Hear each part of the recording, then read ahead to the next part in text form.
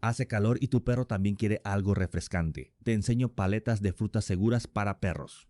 Primero, media taza de yogur natural sin azúcar. Segundo, 2 cucharadas de fresas picadas. Tercero, 2 cucharadas de plátano en trozos. Preparación. Mezcla todo muy bien hasta que quede una mezcla cremosa. Coloca la mezcla en moldes pequeños o cubetas de hielo. Llévalos al congelador por unas 3 horas. Y listo, paletas de frutas refrescantes para tu perro.